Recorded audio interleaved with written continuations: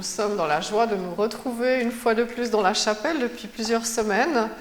Et puis, je salue aussi les personnes qui vont certainement nous rejoindre vers 16h en regardant l'enregistrement du culte qui sera passé dès 16h sur YouTube. C'est vrai que depuis quelque temps, on ne peut plus vraiment se dire bonjour, puisque je proposais des fois un petit temps de se saluer. Je propose simplement que vous regardiez la personne qui est juste à côté de vous ou derrière vous, pour simplement dire bonjour, et puis dire bienvenue, le Seigneur nous accueille, nous accompagne. Et puis tout à l'heure, nous serons en communion par défilé, mais cela symbolise aussi notre communion les uns avec les autres. S'arrêter le matin, 1 minute, pour regarder le temps venir. Toute sa journée en sera transformée. Chaque minute en sera remplie ou décalée. Si cette minute est d'amour et de bonté, ce petit instant que nous avons passé à nous saluer, tout le reste de la journée en sera teinté. Arrête-toi et détricote ton temps pour le retisser d'un fil d'or. Et je lis le psaume 138. Seigneur, je veux te louer de tout mon cœur. Devant les puissances du ciel, je veux te célébrer par mes chants et m'incliner face à ton sanctuaire. Ô Dieu qui est présent, je veux te louer pour ta fidèle bonté, car tu as fait plus que tenir ta promesse, plus que ce que l'on attendait de toi. Quand je t'ai appelé, tu m'as répondu. Tu m'as rempli de courage et de force. Seigneur, que tous les rois de la terre te louent quand ils auront entendu ce que tu dis. Qu'ils célèbrent tes actions en chantant « La gloire du Seigneur est immense ». Le Seigneur a beau être là-haut, il voit les humbles et de loin il reconnaît l'orgueilleux. Si je dois vivre au cœur de la détresse, tu me maintiendras en vie. Malgré la colère de mes ennemis, tu avanceras la main, ta main droite me sauvera. Seigneur, tu feras cela pour moi. Toi dont l'amour n'a pas de fin, n'abandonne pas maintenant ce que tu as créé de tes propres mains. Amen.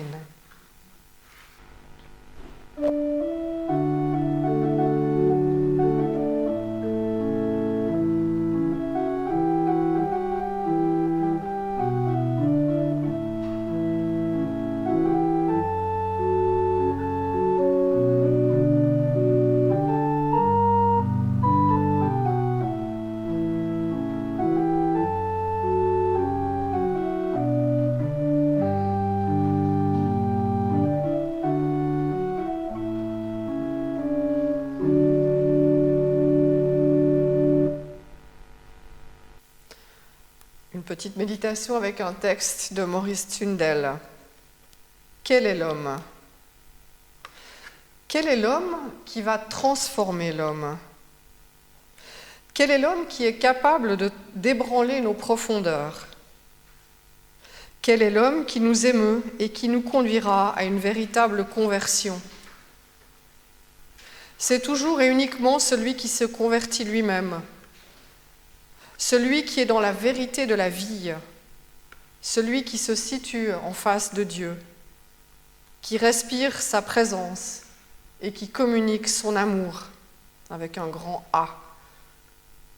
Nous avons lu des livres en quantité, nous avons entendu d'innombrables sermons, nous sommes pleins d'idées et de conseils et tout cela ne nous sert de rien.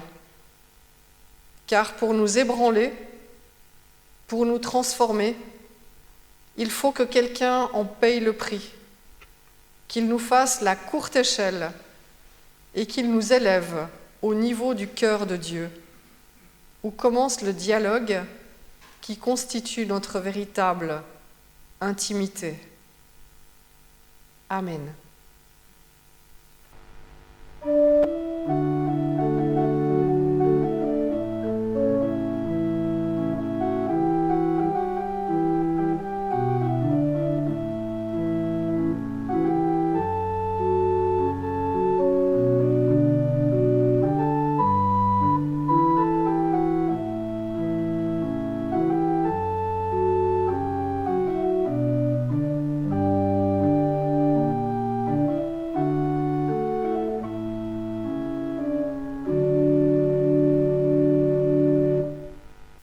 Alors pour découvrir celui qui nous communique son amour avec un grand A, celui qui nous transforme, qui nous convertit, qui nous élève au cœur de Dieu, nous allons écouter 2 textes dans la Bible, dans l'Épître aux Romains au chapitre 5 et puis dans l'Évangile de Matthieu au chapitre 9.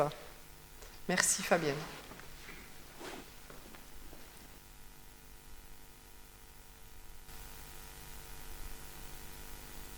Romains chapitre 5, versets 1 à 11.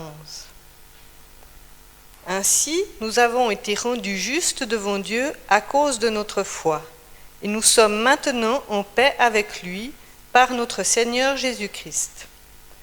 Par Jésus, nous avons pu, par la foi, avoir accès à la grâce de Dieu, en laquelle nous demeurons fermement. Et ce qui nous réjouit, c'est l'espoir d'avoir part à la gloire de Dieu. Bien plus, nous nous réjouissons même dans nos détresses, car nous savons que la détresse produit la patience. La patience produit la résistance à l'épreuve, et la résistance à l'espérance. Cette espérance ne nous déçoit pas, car Dieu a répandu son amour dans nos cœurs par le Saint-Esprit qu'il nous a donné. En effet, que nous étions encore incapables de nous en sortir, le Christ est mort pour les pécheurs au moment fixé par Dieu. C'est difficilement qu'on accepterait de mourir pour un homme droit. Quelqu'un aurait peut-être le courage de mourir pour un homme de bien. Mais Dieu nous a prouvé à quel point il nous aime. Le Christ est mort pour nous alors que nous étions encore pécheurs. Par son sacrifice, nous sommes maintenant rendus justes devant Dieu. À plus forte raison, serons-nous sauvés par lui de la colère de Dieu. Nous étions les ennemis de Dieu, mais il nous a réconciliés avec lui par la mort de son Fils. À plus forte raison, maintenant que nous sommes réconciliés avec lui, serons-nous sauvés par la vie de son Fils. Il y a plus encore, nous nous réjouissons devant Dieu par notre Seigneur Jésus-Christ, grâce auquel nous sommes maintenant réconciliés avec Dieu. Parole du Seigneur.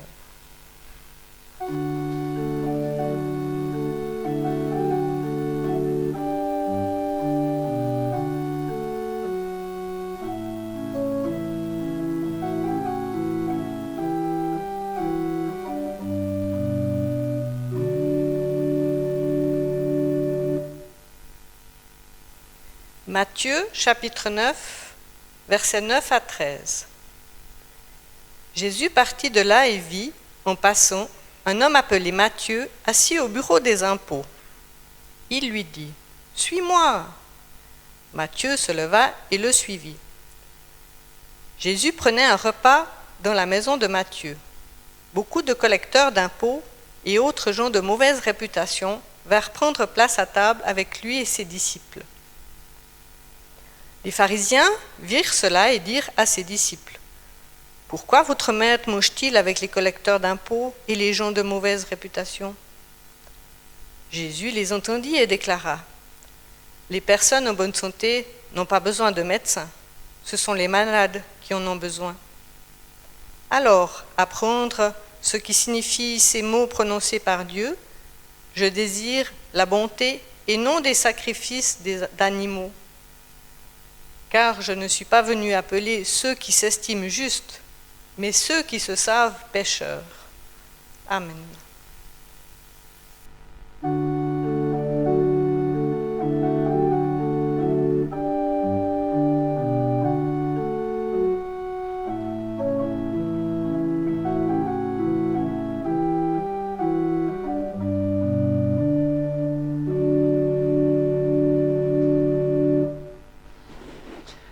La paix avec Dieu.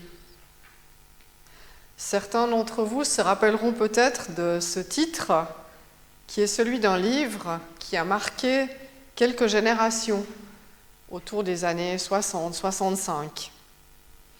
C'est le titre d'un livre de Billy Graham. Billy Graham qui a été le premier d'une longue série de pasteurs et prédicateurs américains qui voyait dans l'Amérique de la guerre froide un relâchement des mœurs, l'attrait des autres religions et les conflits sociaux au sujet des minorités, des conflits qui ne sont d'ailleurs, hélas, pas terminés.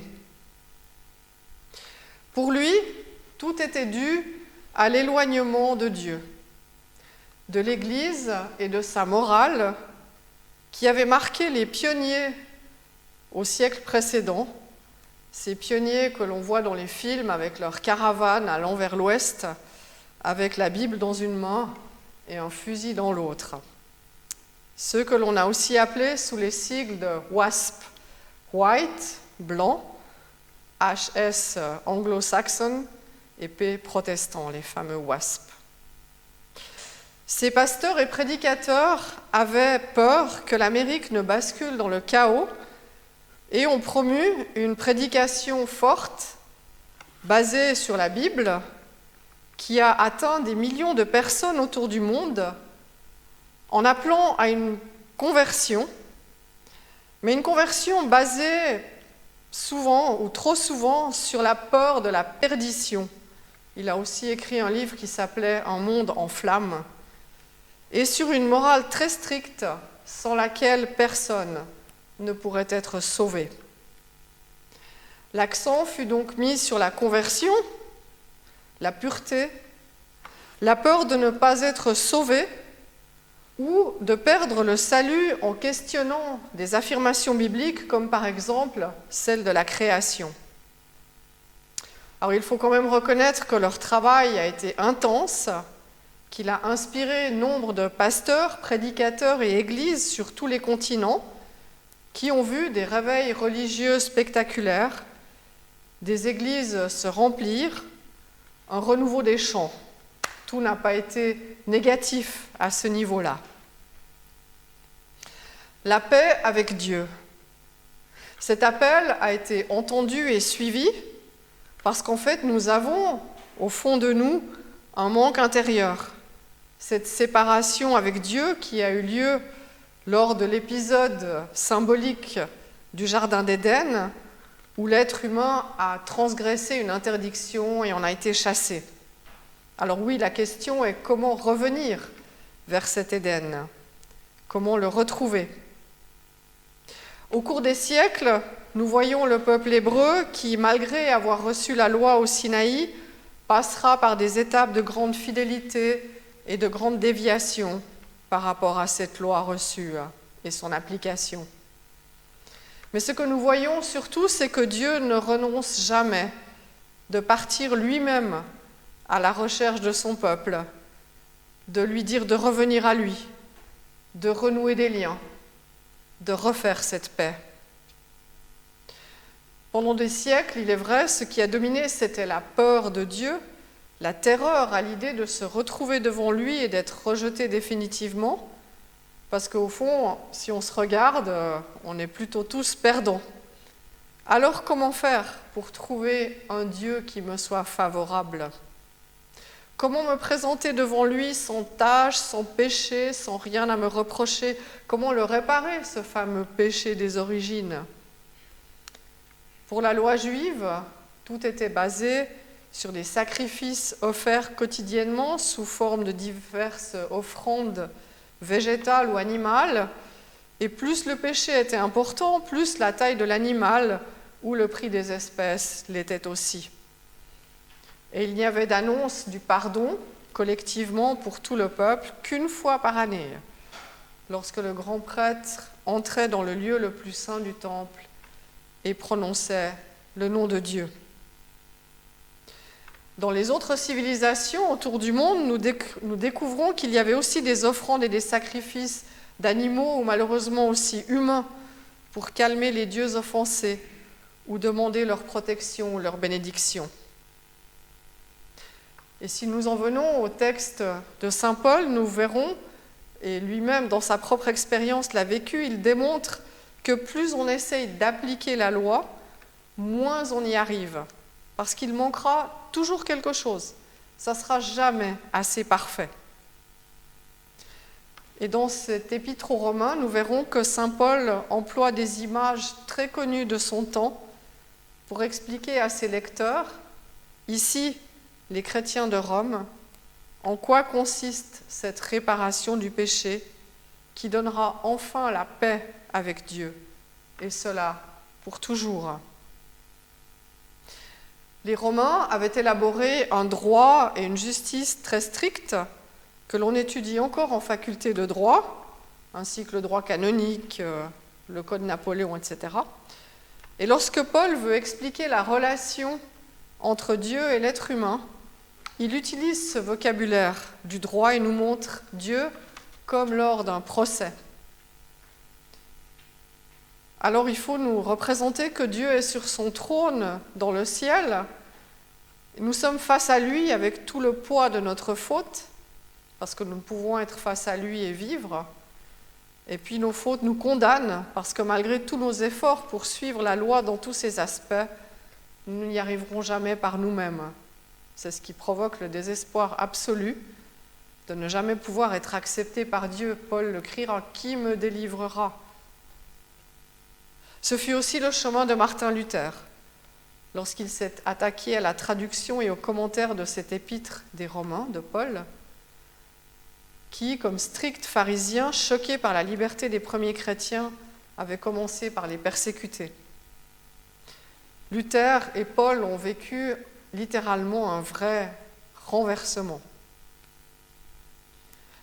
La paix de Dieu, la paix avec Dieu, ce n'est pas parce que moi je vais à lui, mais parce que c'est lui qui met les moyens en œuvre pour la faire, pour la reconstruire. C'est lui qui fait ce chemin vers nous. Et il le fait en Jésus. En Jésus qui sera décrit aussi comme le seul vrai grand prêtre qui a donné une fois pour toutes le pardon, qui a déchiré le voile de séparation entre Dieu et nous, et qui nous fait entrer en sa présence par sa grâce et son amour infini.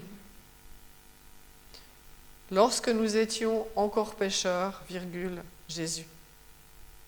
Et c'est bien ce qui lui a été constamment reproché. Il mange avec des pécheurs, même sans se laver les mains. Il se laisse toucher par des lépreux, par des femmes de très mauvaise réputation. Et comme nous venons de l'écouter dans l'évangile de Matthieu, il appelle même un collecteur d'impôts aux mains salies par les monnaies à l'effigie de l'empereur romain.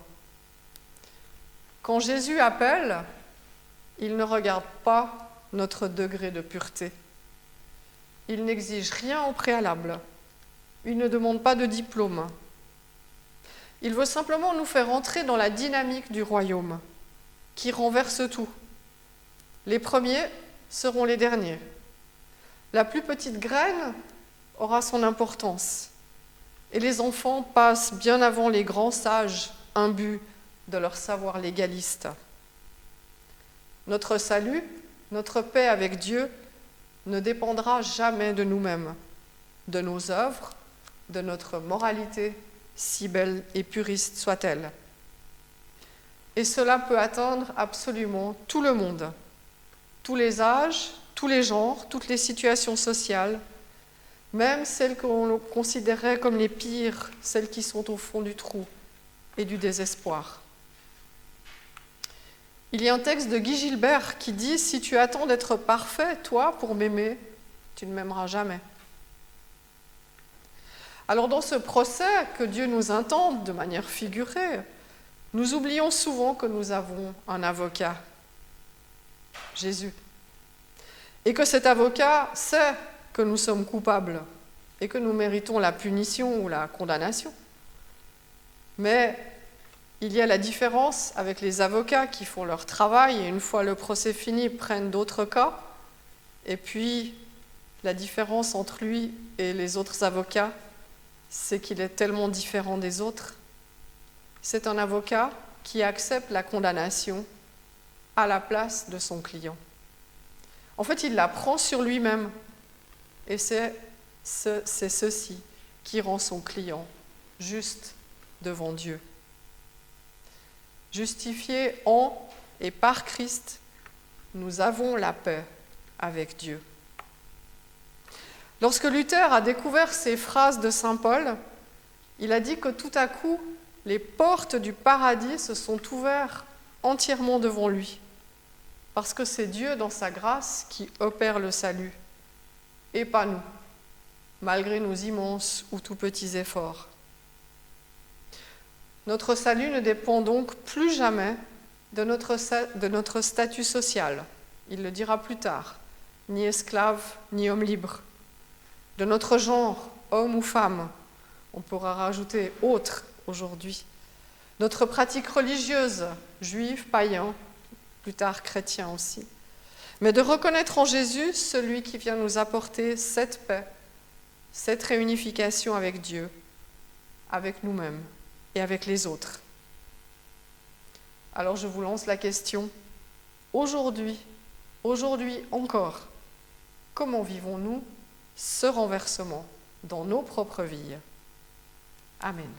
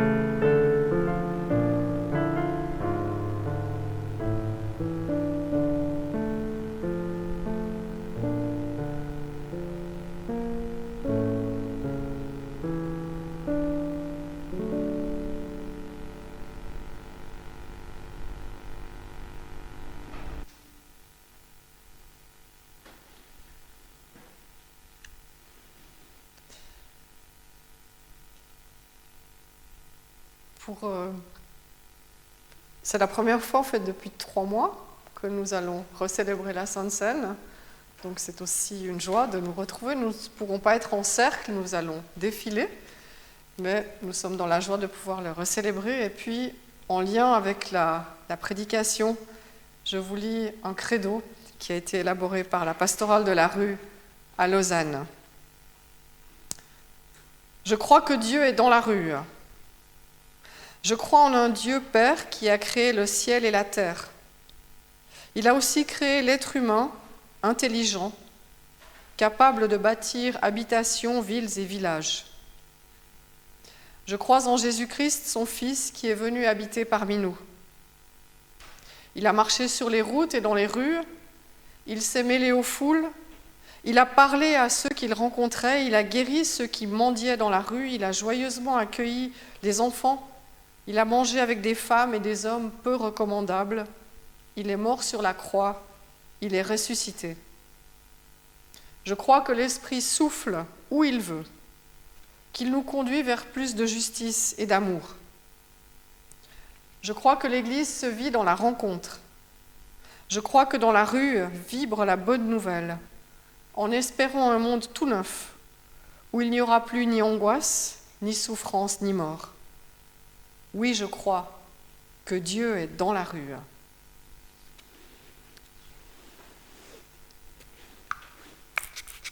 Je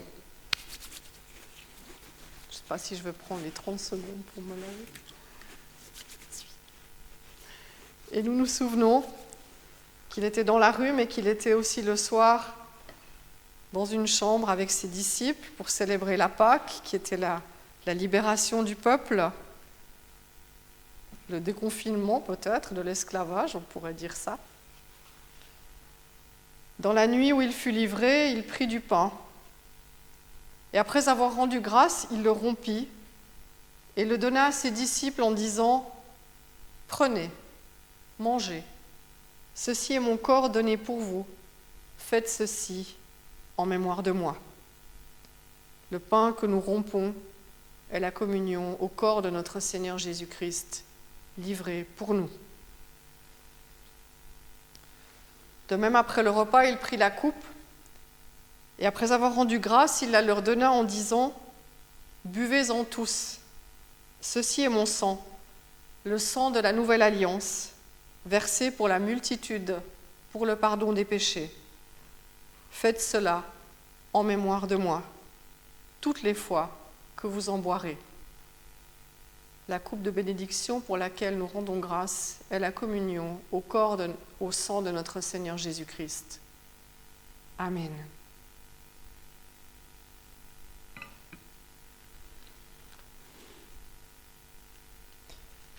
Nous qui mangeons le pain de la promesse, nous qui buvons la coupe du royaume, un même appel nous porte tous ensemble vers toi. En recevant le don du Christ aux hommes, nous accueillons l'élan de son offrande. Et cet élan nous guide à la rencontre de tous nos frères. Grains de froment, grappes de la vigne sont rassemblés dans le pain et dans la coupe. Ainsi, Jésus, c'est toi qui nous rassemble dans ton Église. Venez, car tout est prêt. Amen.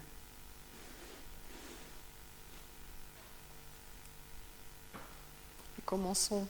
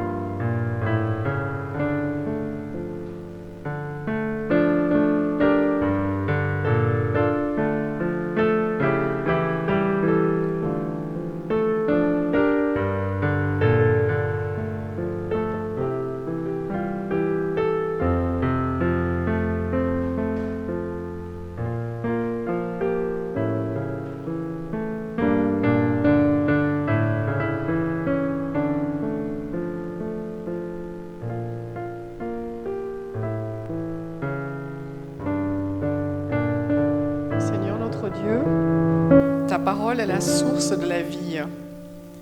Mets-la dans nos cœurs et sur nos lèvres. Transforme notre cœur de pierre en cœur de chair pour que nous puissions te ressembler toujours davantage. Ouvre nos lèvres pour que nous puissions parler de toi et chanter ta louange par toute notre vie. Merci pour ce moment de communion. Merci parce que nous avons pu nous retrouver avec toi, autour de toi, dans la joie de célébrer ce moment de paix avec toi. Amen. Et nous allons écouter le chant Vitrail numéro 157. Alors vous pouvez le chanter dans votre tête en l'entendant. Merci Sylvie, puisque nous ne pouvons pas chanter directement.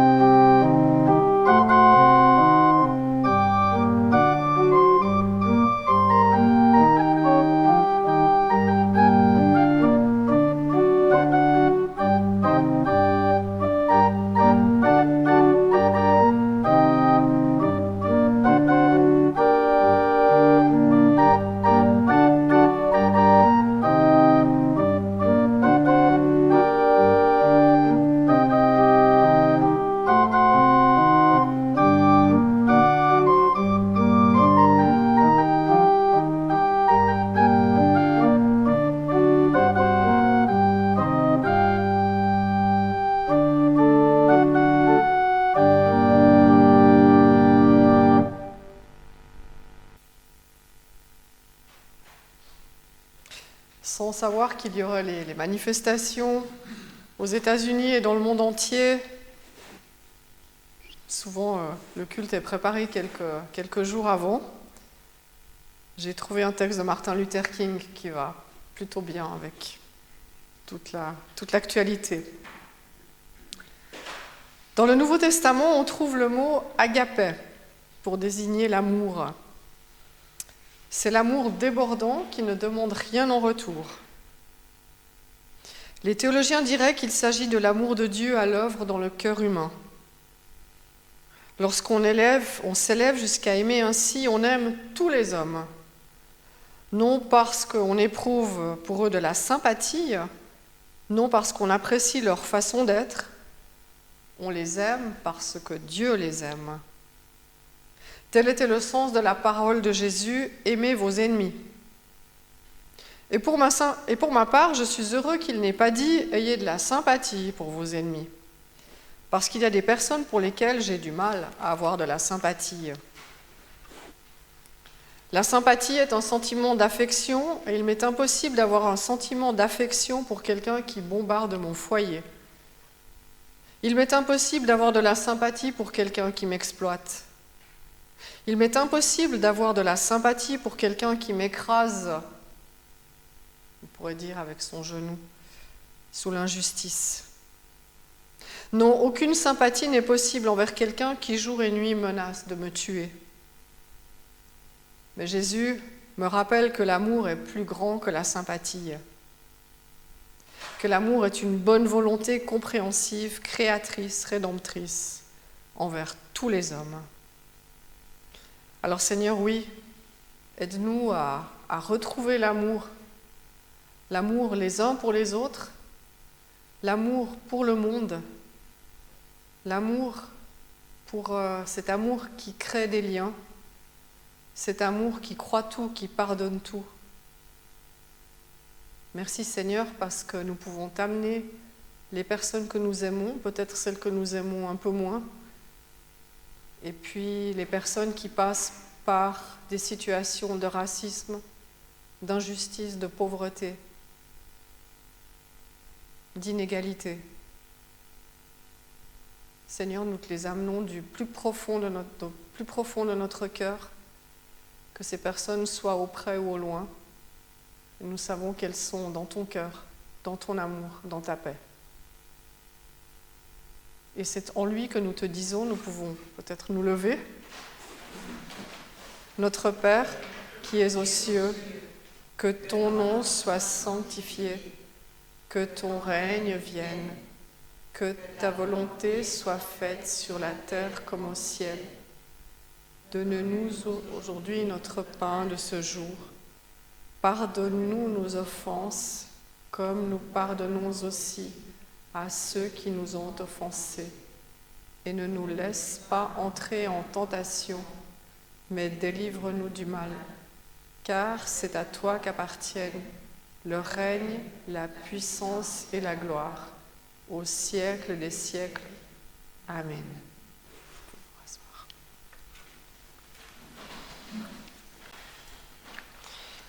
Voici d'habitude, j'annonce le temps de l'offrande, mais vous savez que les paniers ne peuvent pas passer de main en main. Vous pouvez trouver le panier à la sortie pour y déposer votre offrande.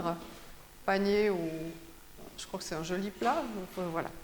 Merci. Et puis j'ai quelques annonces pour la semaine.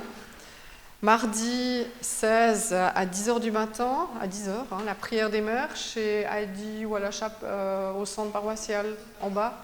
Oui, au centre paroissial à Vouvry. Mercredi 17 à 19h15, nous avons le conseil de paroisse. Est-ce qu'on le fera ici au Bouvray comme le mois dernier? D'accord, je mis un petit point d'interrogation. Donc nous nous retrouvons à 19h15 ici au Bouvray. Jeudi 18, nous nous retrouvons ici à 14h pour le groupe biblique. C'est à la fois pratiquement le premier et le dernier de l'année, depuis le début de l'année, puisque nous avons eu cette interruption. On fera peut-être un petit peu de brainstorming, étudier peut-être un texte ou un autre, et puis proposer des thèmes pour l'année prochaine. Dimanche prochain, donc, le culte aura lieu ici. Et puis, du 22 au 26, il y aura la première semaine du centre aéré qui est proposé par la paroisse de Montet. Les enfants ont été invités à participer puisqu'il n'y aura pas de camp de vacances, de colonie. Il y a une première semaine du 22 au 26 juin et puis une deuxième semaine du 27 juillet au 31 juillet à Montet. Les enfants peuvent s'inscrire pour toute la semaine ou bien pour des jours, séparément. Donc, c'est une activité qui est proposée. Et puis, donc, le 28, nous aurons un baptême. Ici, on a retrouvé la Sainte Seine, nous allons aussi retrouver les baptêmes. Il y aura un baptême le 28. Et il y en aura aussi un le 12 juillet, puisque nous aurons l'alternance entre Montet et le Bouvray à partir du mois de juillet. Donc il y aura un baptême le 28 juin et puis ici le 12 juillet. Et puis le 28 au soir, il y aura la soirée de louange aussi à 18h, ici même. Voilà, je crois que c'est un petit peu toutes les annonces que nous avons pour la semaine et puis un petit peu Et puis ceux qui n'ont pas reçu le Paroisse Info ou bien qui aimeraient le distribuer autour d'eux, n'hésitez pas, il y a encore beaucoup d'exemplaires à la sortie, vous pouvez le prendre. Voilà, je crois que c'est un petit peu tout pour les annonces. Je vous invite à vous lever pour la bénédiction.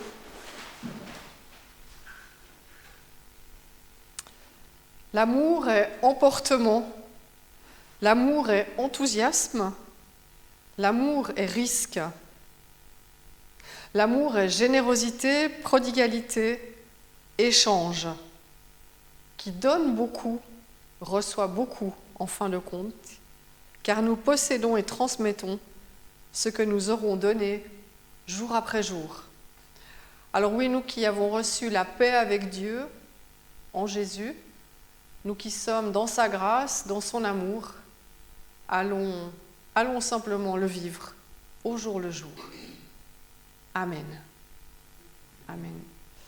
Et je vois que j'ai oublié le chant vitrail 160, alors si Sylvie veut le jouer, merci, vous pouvez rester assis. Bon dimanche.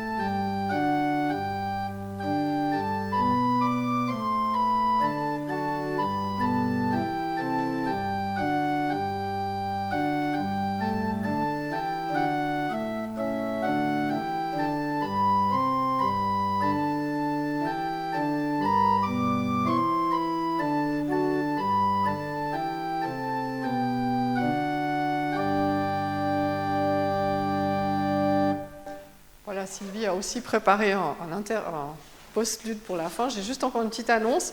Nous avons le droit de reprendre l'apéro, mais sous forme liquide seulement, je crois. Donc en maintenant quand même les distances.